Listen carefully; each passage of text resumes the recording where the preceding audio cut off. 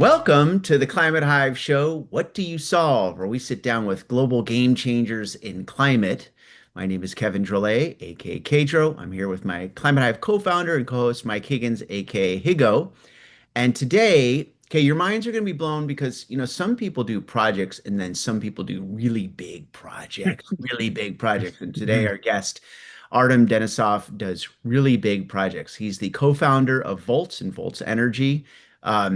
He is bringing climate innovation and electrification to the world, specializing in smart energy storage solutions. He's an accomplished entrepreneur, an engineer.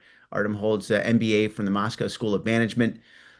Skolkovo, which hopefully I got that right.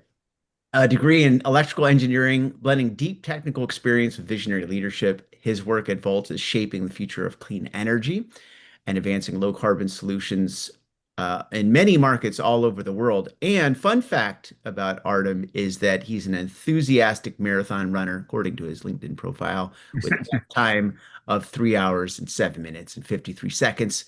Artem, we're looking for slightly faster time, but we can work on that after the show. So Okay. without further ado, I'll hand it over to Higo to kick us off. Thanks for being here today, Artem. I Thank couldn't you. ride Thank you, a Kevin. I couldn't ride a bike 26 miles in 3 hours, let alone run it. So that's that's really good. Artem, thanks for joining us. So great to have you. Really looking forward to our conversation. Our show, What Do You Solve? It really begins with this whole idea of the aha moment, right? So we talk about there was a world before Volts Energy, and then there's a world with it, right? And what we're asking you for with the aha moment is what was the inspiration, the idea, the thing you saw that you really felt I can do something about that, me and my team. That's a great way that we like to start these podcasts. Hi, Mike. Hi, Kevin. It's great to be here to talk to you, and would love to share some insights about my story and the vision behind it. Basically, I mean, Kevin just told that I'm an electrical engineer. So me and my friend, we graduated from the Polytechnical University in St. Petersburg in Russia, and that's when we were at the university. Then we started the business in electrical engineering, electrical installations and measurements and design consultancy. And then I mean, for some time, uh, I think we spent about 10 years doing quite conservative, traditional stuff in electricity. And then we came to the US actually in 2011, it was. And we saw the development of renewable energy, of the Mm. storage, of the technology, solar technologies. And that's when we decided to go into that sphere as well and to bring it to the countries of ex-Soviet Union and then eventually to the Middle East. And we relocated our business to Middle East in 2019, and we were invited by big players, Mazda and BP. They created an investment fund in Abu Dhabi for sustainable projects. That's how we actually got into Abu Dhabi, into the Middle Eastern markets, and then we were even more excited because those markets here uh, they still have a lot to develop, and in many places, especially like in Africa, there's no there's not enough infrastructure, and it's a great inspiration to start from scratch. To there's no electricity, there's no reliable electricity, and you can create a renewable, a sustainable one just in the middle of desert.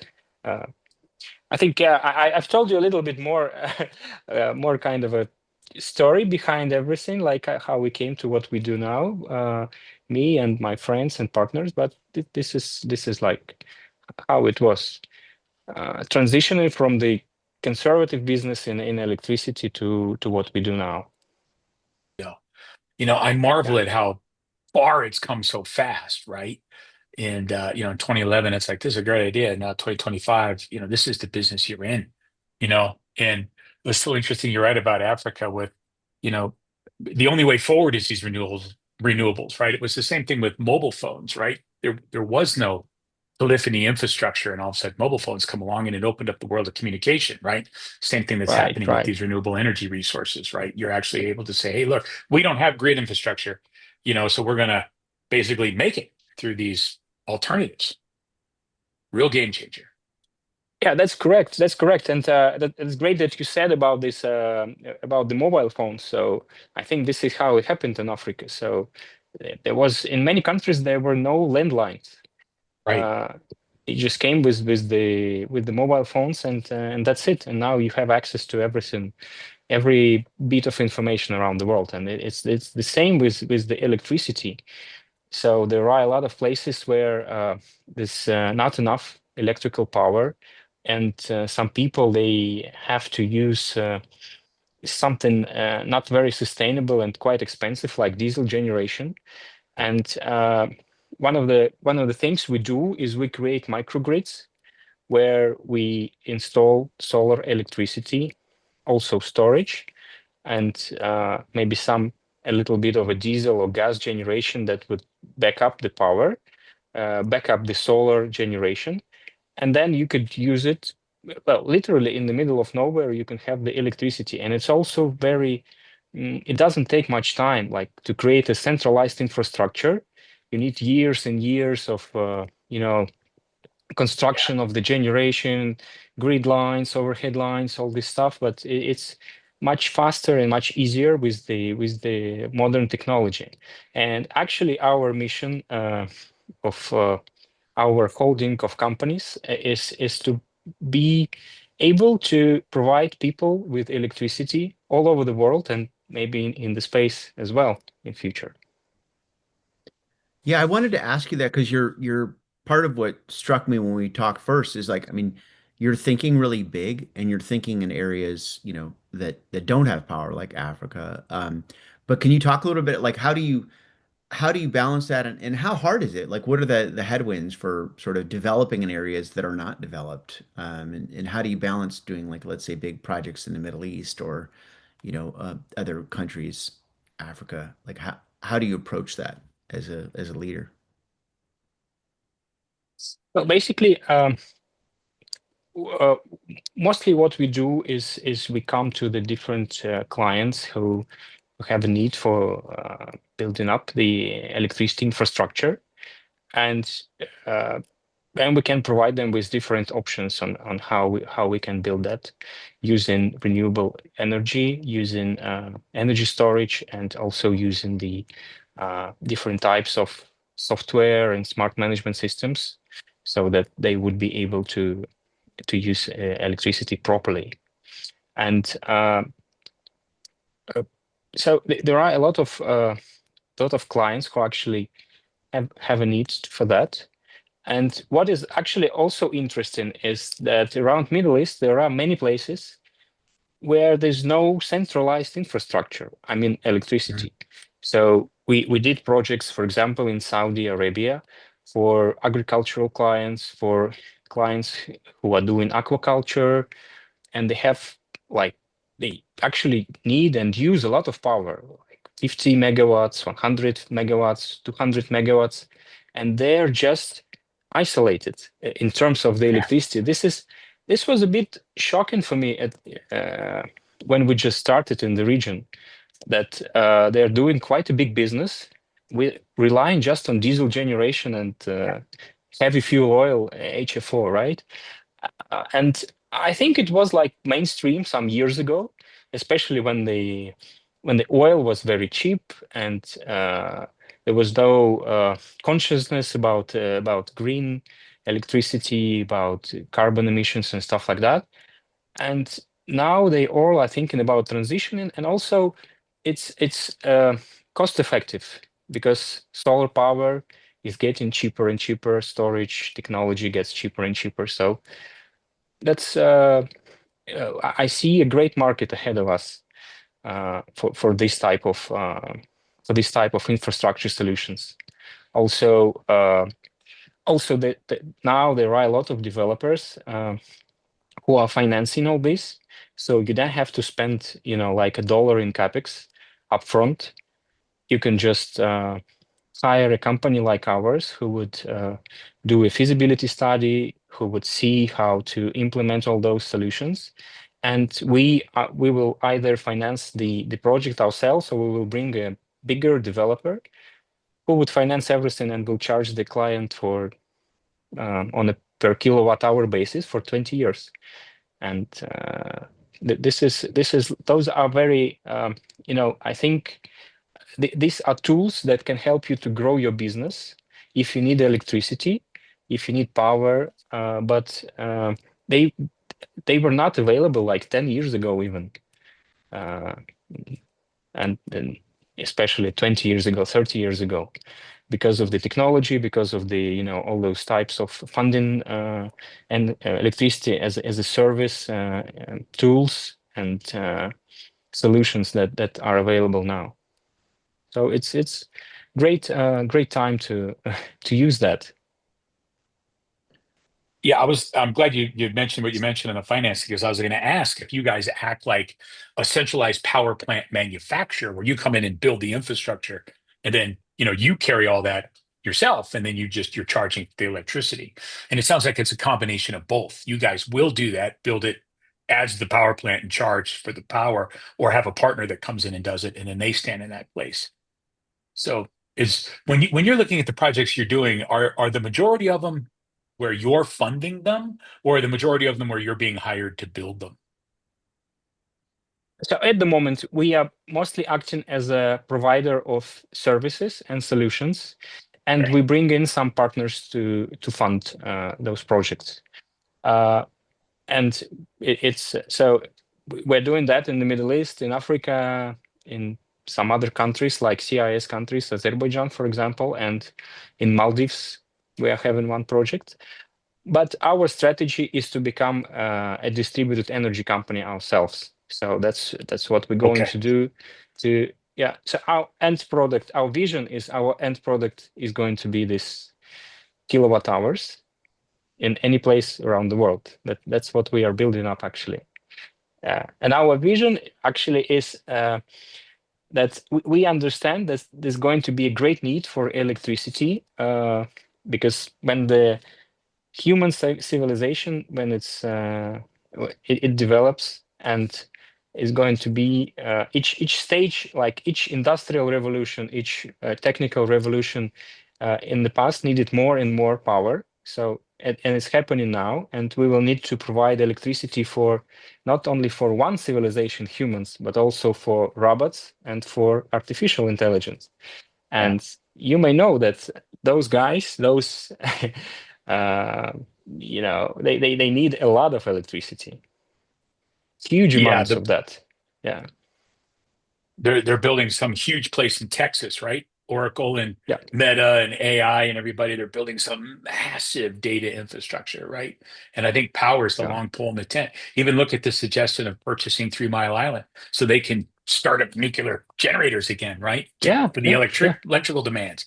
It's mind-boggling when you think about how those innovations are going to strip out all the power availability that we have, so right. yeah, yeah. So yeah, so we need to kind of step up in our game with providing the power if we want to like really use AI, robots, and everything else for the best of the human civilization. For your Artem, business, go ahead, bud. yeah, I was saying, Artem, can you give us a be interested to give us like your global take, right? Because you're kind of moving around the world with the energy transition, and I think from the U.S. perspective, I mean, we're talk to people around the world, but in the West, like a lot of people don't think about the Middle East as like a place where there's like lots of renewable energy going up. I think people think about oil and fossil fuels and these kinds of things, but um, from the energy transition perspective, can you just give like overview your thoughts and like where you see a lot of progress happening that people might not know about, or where there's a lot of opportunity, like you talk about Africa, um, and what does that look like, from where you sit, including like the US, China, like, where it's going, where there's resistance, What sticks out to you? Well, I don't know much about Americas currently. I can share my take on the Middle East, Africa, Asia region. Because we work closely with Masdar. Masdar is a UAE-based developer that is funding a lot of great projects around the world. And I think in the region, in the Middle East, for example, there are several players, actually two of them. The biggest one that is Masdar and Aqua Power, Saudi company. And they've became very efficient and they're very ambitious on constructing a lot of renewable power under their umbrella, let's say so. So Masdar wants to have installed 100 gigawatt of renewable electricity by 2030. I think they have now something around 20, 25 gigawatt already. And there are a lot of competitors, like different types of developers, like from Europe and Chinese companies as well. They're very active. So and this creates a lot of opportunities for countries that need new power. For example, in CIS countries, ex-Soviet Union countries, in Uzbekistan, each year I hear about a new record. So the new lowest kilowatt hour price for solar.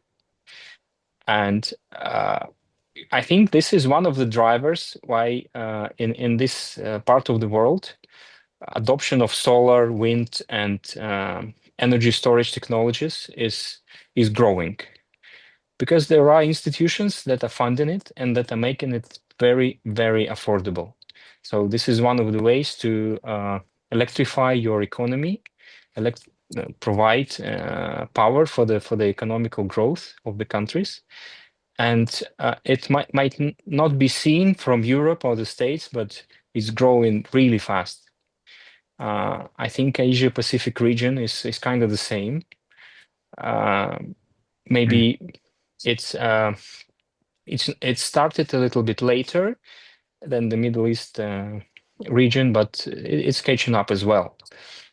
And Africa, we talk about it a lot because obviously it needs a lot of power. A lot of countries that they are, they don't cover a lot of basic needs. There are a lot of challenges like bankability of projects is poor, and there are not many. Most of the international banks, they cannot provide funding for projects in Africa, but a lot of countries are now willing to kind of widen their influence in African countries, because especially there are a lot of resources there, right? And for example, Chinese and Middle Eastern developers, they also go there and they provide affordable electricity for these countries. And I think we will see a lot of growth in Africa in the upcoming years, because the funding is there, it's growing, and it used to be a problem, and I think now it's being solved. Do you see the majority of the opportunity for your company in remote areas, or do you see it more in, population centers? Because the remote building, it seems to me, is such a big opportunity, right? Because it's wide open, right? Because it's been unreachable. Is that where the growth is going to come for you guys? Or do you think you'll move in and start doing much larger scale projects, replacing, less efficient energy infrastructure with more efficient energy infrastructure? Where do you think your growth will come from? Well, I think we've been kind of focusing more on remote locations, or maybe Mhm. not so remote, but those one which do not have enough centralized power. For Mhm. example, we are doing now a very big project in Oman, where uh, there is centralized grid, which is quite good, but it's not it's not developing fast enough to provide for new businesses, for new productions that are evolving in the country. So we are having a project in aquaculture there that we are doing a consultancy for, and they need up to 300 megawatt, and they need it fast. They want third next year, another third of the power the year after that, and the grid is going to be there only in 5 years.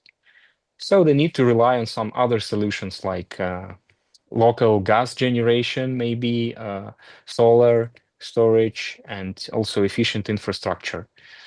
And this is where we have our expertise and we can provide them with that, given that we have also partners around the region that could help us finance everything, right? And we could calculate the most efficient and reliable way. So I feel like it's a great opportunity, or at least we are quite experienced in that. But that doesn't mean that we are not doing projects with centralized infrastructure. For example, we did in Azerbaijan, we did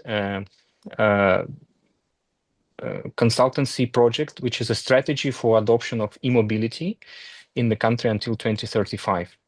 So this involved a lot of planning on installing EV chargers, providing enough power from the grid, so the grid would develop, enough to provide power for big EV charging hubs, and also some regulations and best practices on how to use EV charging infrastructure, how to adopt IT platforms to provide its to use the charging infrastructure in a more comfortable way for users of EV cars. And this was also an important project and a big one, so involving the strategical planning for the country. And I think this is also a great niche because, for example, again, in some countries which are adopting green electricity, they start facing new issues, new problems, I would say, right? When they install too much solar electricity, they start to have some issues with the stability of the grid. Mm. So then they need to replan their approach for the grid. They need to install a lot of storage capacity. They need to see how to manage the electrical grid, the centralized infrastructure in a different way. And this is also where we are coming handy with some solutions that we provide. Like in Azerbaijan, we did such a project. In Uzbekistan, we did such a project, a consultancy for introducing storage to the grid. So I think just this I'm giving you a long answer. Yeah, I good. personally, yeah, I personally think that remote areas, this is like probably less crowded niche, and we feel comfortable in that. But energy transition also creates a lot of opportunities in centralized infrastructure as well, where if you have the knowledge of the technology and of business models, you could be quite successful. I think that's interesting. I think you guys are definitely solving remote, and that is going to open up a world of possibilities. And because I see you guys bringing in power, you see things like Starlink bringing in internet Yeah, connectivity, right? These technologies are solving remote. I don't know how we solve water in a remote basis for areas that are in, arid climates, but it seems like one at a time, these issues that can stand in the way of developing in remote areas are coming down. That's super interesting, especially for mining, farming, you know, R&D, all these types of things. yeah, I would, right. I actually saw there are different types of technology where you can get the water from air. Hmm. Uh, it's quite expensive, and it's not really like you would not expect it in big amounts, right? But still, I think I've seen several startups around Middle East. I think they're selling their containers now mostly to military, um, but it might be evolving in the future. Let's follow Yeah. that. I think it It's Yeah. funny will. you asked about I've seen it water, where yeah? Yeah. solar, like they, I think there's a company Zero One, but basically they're making, they're like leveraging solar for the energy, and then they're just dropping these, they're extracting moisture from the air and then creating Hmm. drinking water, and they're, cleaning the drinking water with the solar. Um, I wanted to also ask you, because you were talking about Oman, it made me think like we had a guest on the show that was working in Oman with green hydrogen, and I was curious, like your thoughts on like that, or if you guys are preparing for other technologies. Like we've also read about floating solar and microgrid clusters and different things. But are you also looking at that? Particularly, I'd be curious your thoughts on green hydrogen because I know they're building they're doing a lot in Oman um, in that particular area. But Well, personally, I'm a great believer in hydrogen. Uh, but what I should say is, I think the time has not come yet. So it's hydrogen technologies are still very expensive. So if you want to use hydrogen commercially, you would fail, right? So, and I think it's very important for every piece of technology to be commercially viable, and then it starts, the usage starts really growing. But coming from like I don't know, logical perspective, right? So basically, when it's going to be developed to a point where you could just literally use this, get the hydrogen from the water and use it in cars, in powering different things, and it's a great storage as well, right? Uh, it's going to be a game changer for everyone. But we still need to wait. Maybe not wait, but see how it's going to be more widespread, and then it's going to be it's going to get less expensive.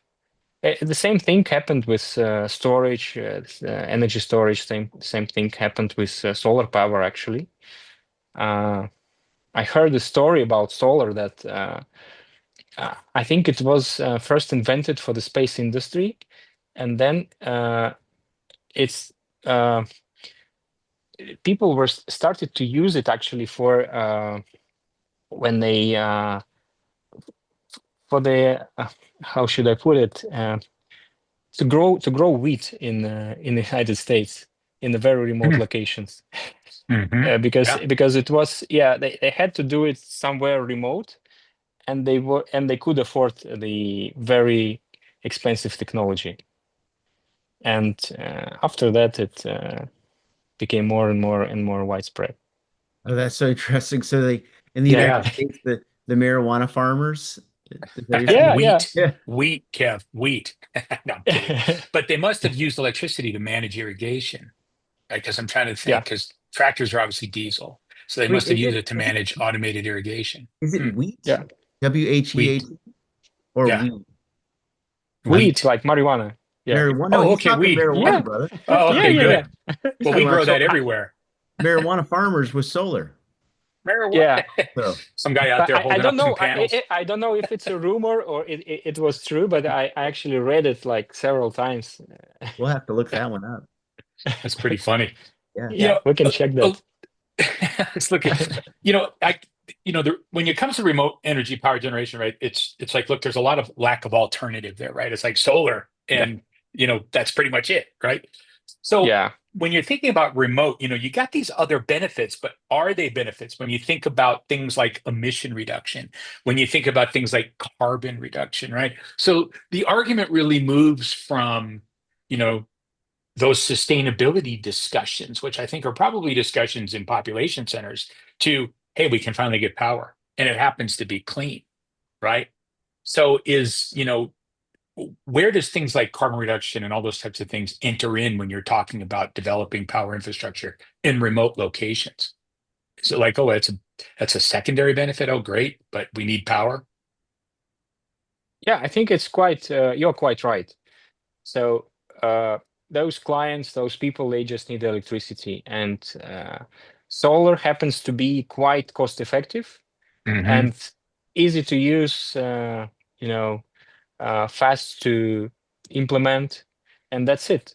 I mean, and I think it should be like it's important for every technology because obviously there are mm, clients. I think especially in Europe, it's it is like that people install solar technologies just for the sake of environment or sustainability. But in a lot of parts of the world, especially those where we are located, people Yeah. think more pragmatically. So they just need power, and if it's cost effective, they use in solar. And Yeah. yeah, and that's why I mean, for like the question about hydrogen, it's the same when it's going to be more cost effective, where it will be comfortable to use, is going to be more and more widespread. You should just reach that point, like with solar. Right Yeah. on. Well, we interviewed a very fascinating company on the show previously called Tandem PV. If you guys have, Mm. and they are, they're a perovskite solar. Did I say that right? Kev, Mm. correct me. Probably perovskite. Perovskite, Yeah, and perovskite. Yeah, I Yeah. think. yeah, where it's non-mined, right? It's not rare. It's not mined, and it's not processed in hot furnaces and stuff. It's manufactured with chemicals and then painted on glass. And the argument is that it's actually even more efficient in terms of converting, you know, electricity. You know, so I would imagine a big part of your business is keeping an eye on these emerging solar technologies. Because solar is solar, right? At the end of the day, you have to dig up the silica and mix it and heat it up and form it, or if you're using a chemical process. Have you looked into those emerging technologies, or they've not made it to your radar screen yet? Yeah, so we are definitely looking at that. I don't think that they are, evolved enough Hmm. at the moment, but I'm sure they'll have a great future. And you can also imagine like those solar facades, right? Like when the building um, windows are generating solar electricity, and Yeah, a lot of things that might happen when this technology grows more and more. yeah. They're talking about doing it in paint, right? To paint on the house. Yeah, We interviewed a company that builds them into shingles for your house. yeah, That people are thinking of all kinds of different ways to integrate, power production into the structure. Pretty fascinating. yeah. Well, I mean, we are so used to it, but we receive from the sun, we receive so much energy per Hmm. meter or per kilometer, per quadratic kilometer. So we can power a lot of things. We just need to find ways to use it more and more efficiently, right? Amen. We don't need to Heck dig yeah. dig from the ground those fossil That's right. fuels. There's Yeah. That's like right. crazy amounts of energy coming just to us. Right. Yeah. Absolutely. What about storage? What are your thoughts? Because that's obviously massive too, right? Like batteries, and that's grown and the price is coming down. Where does that fit in big picture? How are you looking at storage, or how are you seeing that in the next 5 years, let's say? Well, I think the storage overall is has became a great game changer because usually when I was when I was a student for electrical engineering, we were being taught that the electrical energy, it has to be consumed at the same moment it is produced, and this is how all the grids around the world has been built. Had been built before introducing energy storage, and now energy storage gives you a lot of opportunities to actually play with electricity generation and consumption.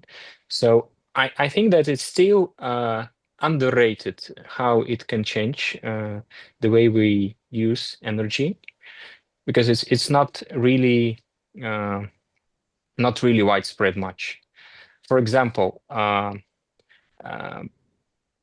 like in most countries, in most developed countries, in the grids, uh, they care a lot about the quality of electricity, yeah, about the frequency, and so because it affects a lot of things, like it can, if the quality is bad, it can hurt all of your devices at home and stuff like that. But for Hmm. example, if you have a storage at your house, you would not worry much about the quality of electricity from the grid, because the electricity would go through the converter and inverter and become like perfect. And also the storages, if we talk about centralized grid, they will create a lot of flexibility for everyone. Like you can at any time connect, disconnect from the grid. You can go off grid if you have your own source of electricity. And all of this is kind of, uh, we all discuss it, how it's going to be in future, but we still don't know, because it's still, Hmm. we are still not there. Yeah. And I Yeah. think it will revolutionize things a lot. As like we discussed the remote areas, if you can produce electricity from solar and just store it in your storage, electrical storage, then you are independent, you are power independent, you don't need anyone. And Yeah, also, if exactly. you get a Starlink Yep. internet and yeah, this device to Yeah. get moisture from the atmosphere, yeah, You can go you're live really anywhere. independent. Yeah, yeah, Well, that's yeah. kind of like the point to the beginning of our conversation, right? With the cell phones, is like you take Africa and then you have like these microgrids everywhere, and then the microgrids are connecting, and you're generating energy, which is a value from, and you have people that have a certain level of energy independence. It really could change things. I mean, what do you see? Like, do you see anything standing in the way of that? Do you see? I mean, I know that like, fossil fuel companies and you probably work with some like, but like some of them are trying to make a transition, but what do you see standing in the way of some of these advancements happening? Well, I think the world still needs fossil fuels. I'm not the guy who says that we should eliminate everything right now. It's not viable. It's not feasible. So only like uh, I don't know, environmental idealists can say so. So I see the future more like you know um, uh, I would say, I'm trying to find a right word, like blooming complexness, when you can use a lot of different technologies and find the one which is more fit for your purpose, for your business, for your, I don't know, location, climate, and stuff like that.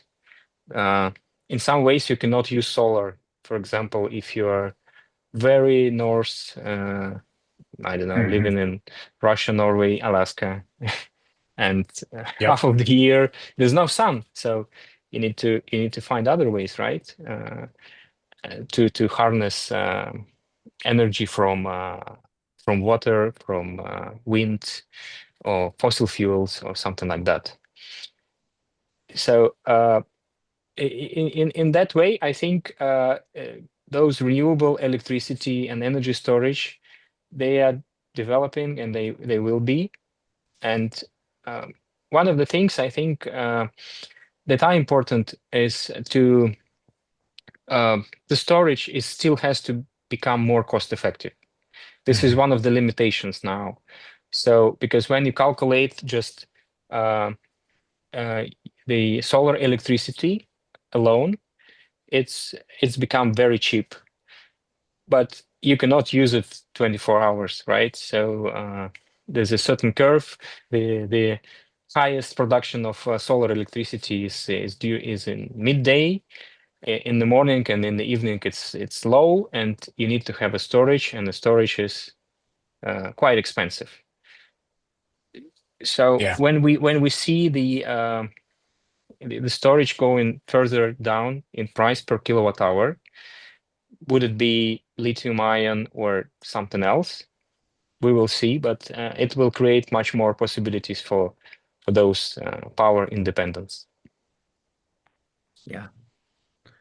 That makes a ton of sense. Like here in Colorado, the grid's pretty stable, right? But, one advantage of batteries is, you can charge your batteries overnight when power's cheap because the pricing model is tiered, right? It's the Right. most expensive when it's most in demand. So that would be a terrible time to charge your battery, right? Yeah. And you don't want to use the grid power during, say for instance, between 3 and 7 o'clock at night, because that's when everybody's using their power and the price goes way up. So it'd be great to have an alternative, to plug in that time. Because with the solar on my house, I owe it all to the grid. I don't use the solar that I make on my roof. I have to Mm. push it out to the grid and then take power from the grid on a credit system. So give one, get one. But Yeah. I don't get to In that use case, my own. the grid is your storage.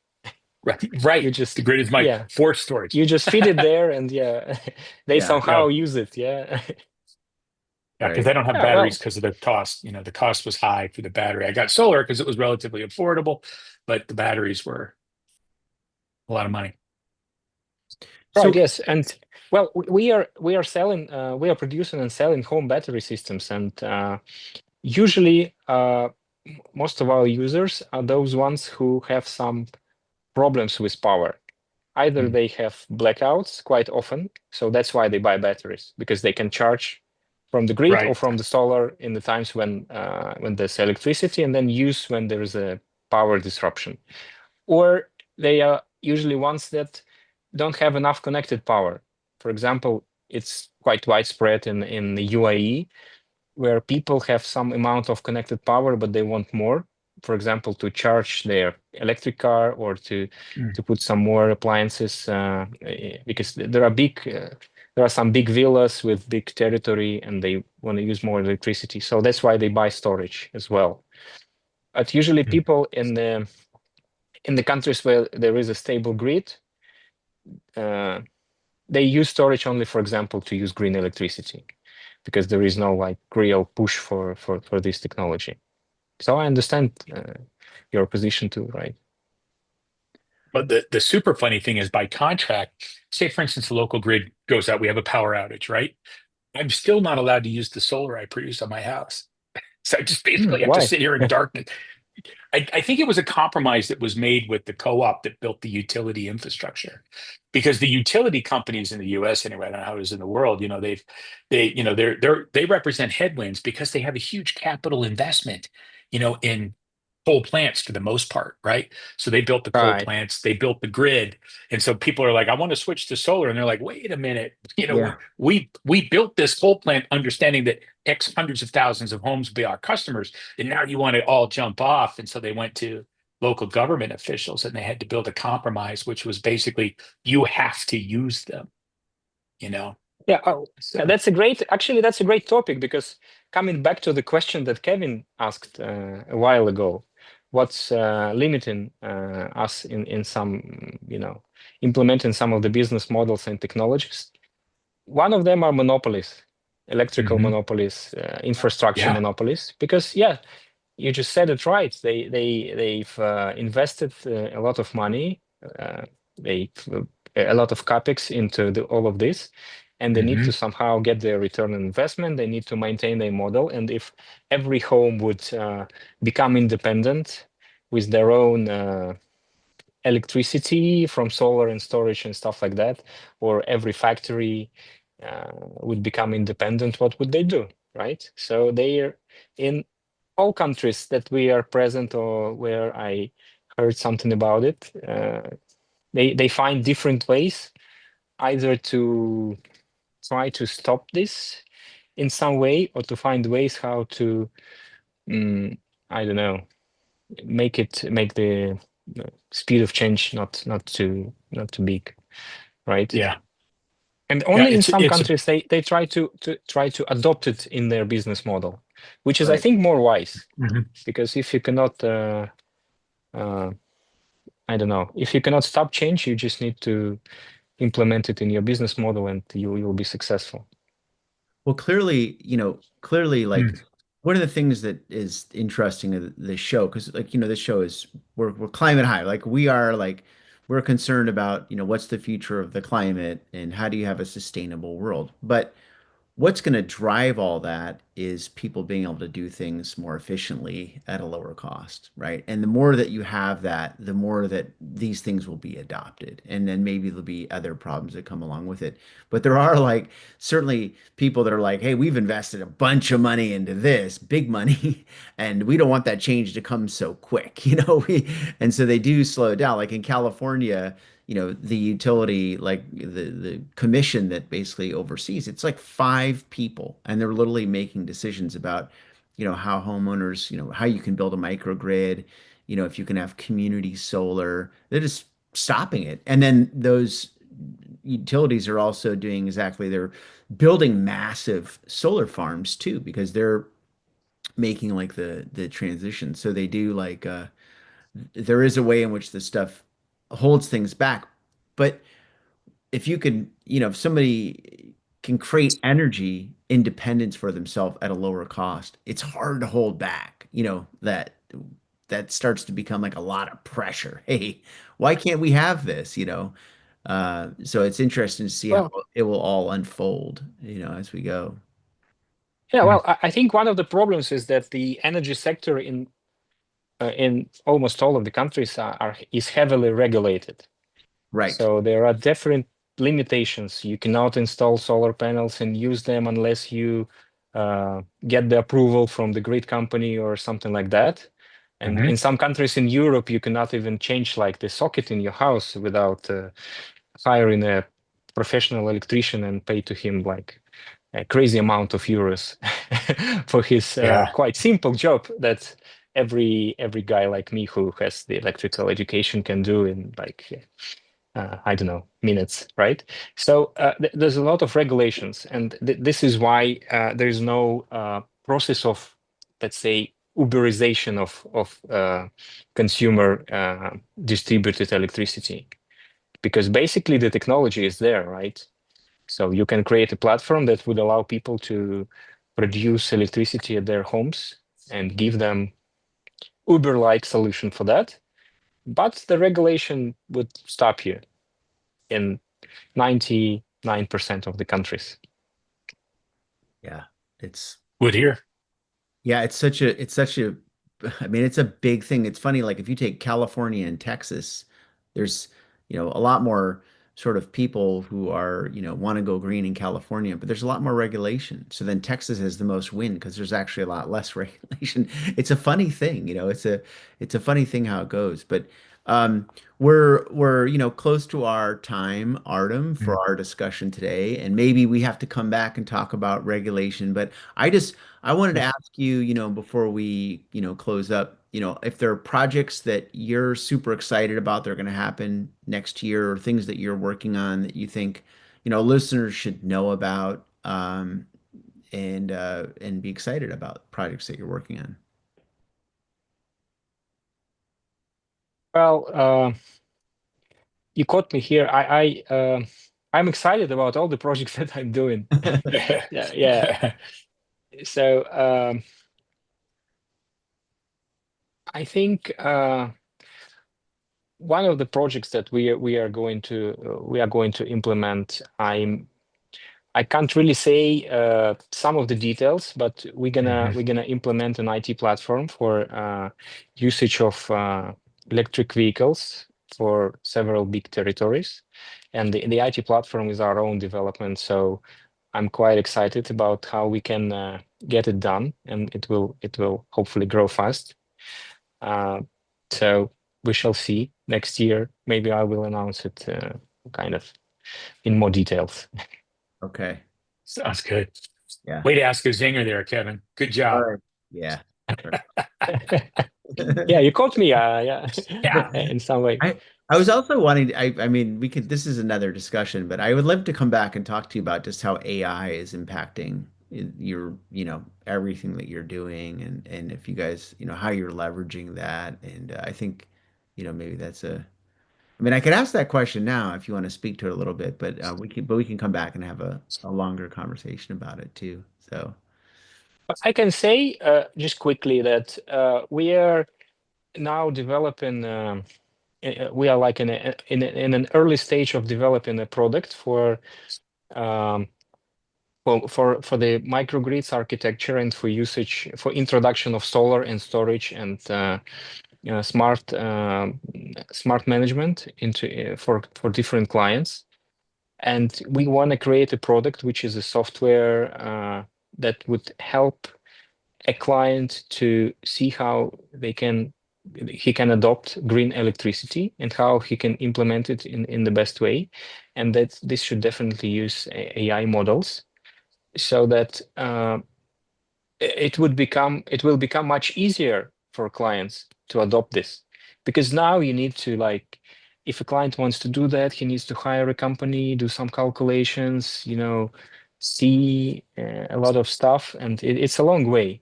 And there has to be a solution that helps you do it much easier and quicker.